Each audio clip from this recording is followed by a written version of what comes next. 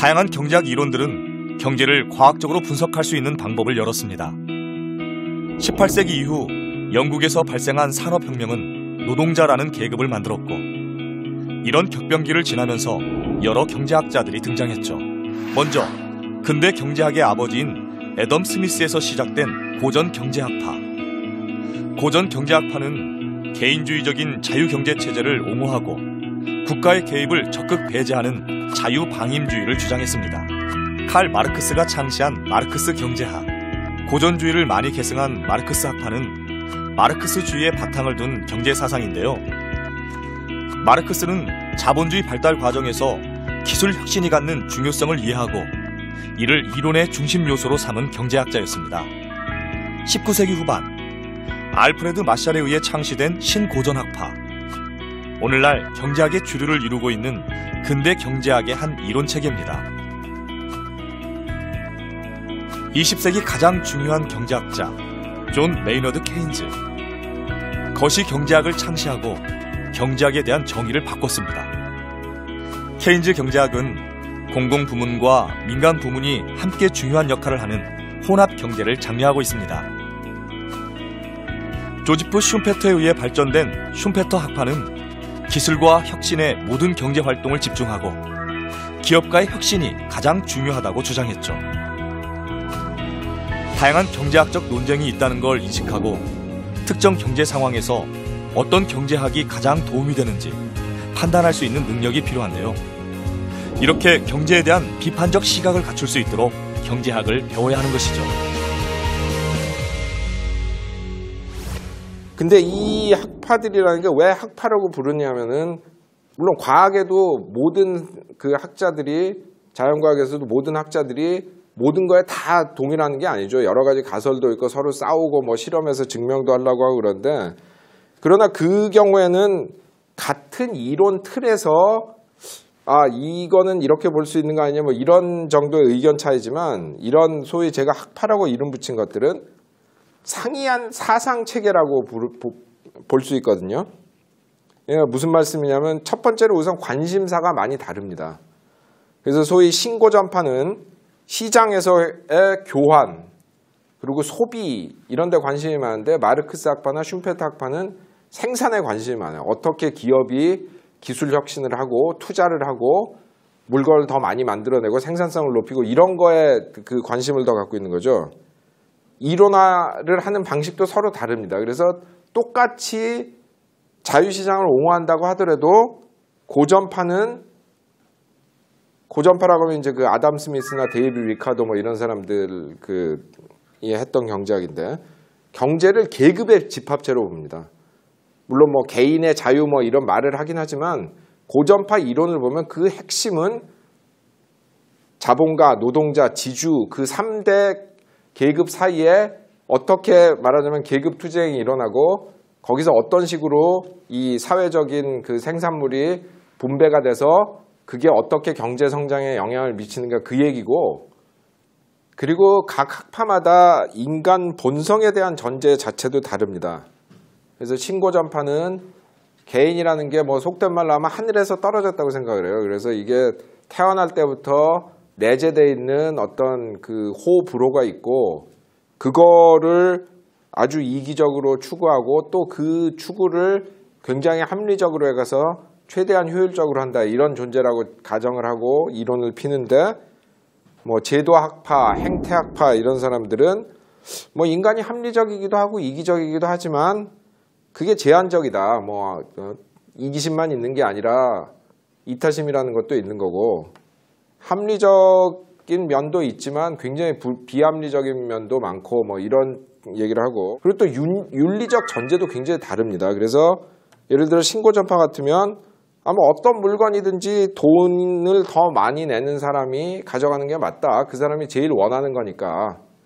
그렇게 하지만 뭐 마르크스 학파나 케인즈 학파 이런 데 속한 사람들은 뭐 모든 사람이 공평한 조건에 있다면 그게 맞는 말일지 모르겠지만, 소득 분배가 불평등한 상황에서 그런 기준을 적용하면 가난한 사람들은 뭐 의식주 같은 기본적인 욕구마저 채우지 못하는 거 아니냐, 이런 지적을 합니다. 실제로 뭐 최근에 그 빌 게이츠가 그 말라리아 퇴치에 돈을 많이 기부하기 전까지는 전 세계적으로 그 다이어트 그 약에 쓰는 연구비가 말라리아 약에 쓰는 연구비의 20배였어요. 그러니까 왜냐하면 다이어트 약은 주로 돈 많은 나라 사람들이 먹는 거고 말라리아는 주로 가난한 나라 사람들이 걸리기 때문에 돈이 없는 사람들은 아무리 자기들이 말라리아 약을 엄청 원해도 낼 수가 없는 거죠. 그래서 이제 그런 게 그 윤리적인 판단 자체도 그 똑같은 현상을 두고 신고 전파하고 예를 들어 마르크스 학파나 뭐 케인즈 학파하고는 굉장히 다를 수 있고 또 예를 들어 신고 전파 경제학에서 제일 중요하게 여기는 윤리적인 기준이라는 게 파레토 기준이라고 합니다. 이 파레토라는 사람이 20세기 초반에 이제 주로 활동했던 그 반 프랑스 반 이태리 이제 섞인 경제학자인데 이제 스위스에서 경제학 교수를 했죠. 근데 그 사람이 이제 주장한 게 뭐냐면은 그 파레토가 나오기 전까지는 주로 이제 그 경제학자들이 썼던 윤리적인 기준이 공리주의라 그래가지고 최대 다수의 최대 행복 뭐 이런 얘기하는 거 있잖아요. 그거였는데 파레토가 나와서 한 말이 근데 그렇게 하면은 다수의 이익을 위해서 소수를 희생시켜도 된단 말이냐. 그래서는 안 된다. 그래서 내놓은 새로운 윤리적 기준이 어떤 그 사회 현상이 있을 때 그게 한 사람이라도 해를 끼치면 아무리 많은 사람이 이익을 봐도 그게 사회적인 개선이라고 보면 안 된다. 그런 얘기를 했어요. 굉장히 중요한 윤리적인 그 기준이라고 보는데 그렇게 해야 사실 다수의 횡포로부터 소수를 보호할 수가 있거든요. 근데 문제는 뭐냐면은 이게 얼핏 보기에 굉장히 중립적인 것 같지만 사실은 기득권층에 유리한 윤리적 기준입니다. 왜냐하면 현 상태에서 누구 하나도 손해를 보게 하면 안 되기 때문에 그 현 상태에서 득을 보고 있는 사람들이 나 돈 많아도 세금 조금이라도 올려서 뭐 남 주겠다는 거 나 싫어 이렇게 얘기해버리면 그거를 도저히 할 수가 없거든요. 그 기준에 따르면. 그래서 뭐 저는 꼭 그 기준이 항상 맞다 항상 틀리다 이런 얘기를 하는 게 아니라 그런 특유의 윤리적 기준이 있다는 거죠. 다른 학파들은 다른 기준을 사용하는 거고 그래서 이렇게 뭐 그 경제를 연구하는데 뭐 관심사도 다르고 이론화 방식도 다르고 윤리적 전제도 다르고 그 각 학파마다 뭐 기술, 제도, 정치 이런 여러 가지 이제 경제에 영향을 미치는 다른 요소들에 대한 가정도 다 다르단 말이에요. 그래서 그 자연과학에서처럼 그 어떤 공유하는 어떤 이론 틀이 없기 때문에 그걸 서로 비교해 가지고 이 학파가 더 맞고 이 학파가 틀리다고 할 수가 없습니다. 왜냐하면 사상 체계 자체가 달라버리기 때문에 그 서로 비교가 안 되고 누가 우월한지 그런 걸 알 수가 없는 거죠.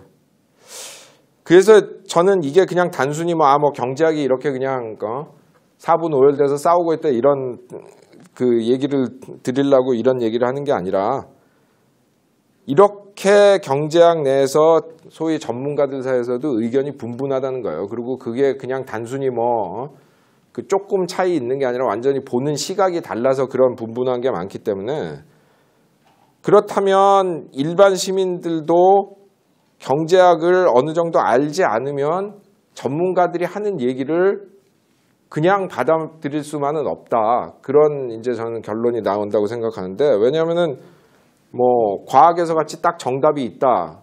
그러면은 그냥 뭐 전문가들이 알아서 정책을 골라 주쇼 뭐 이렇게 얘기를 하면 되는데 그렇지 않단 말이에요.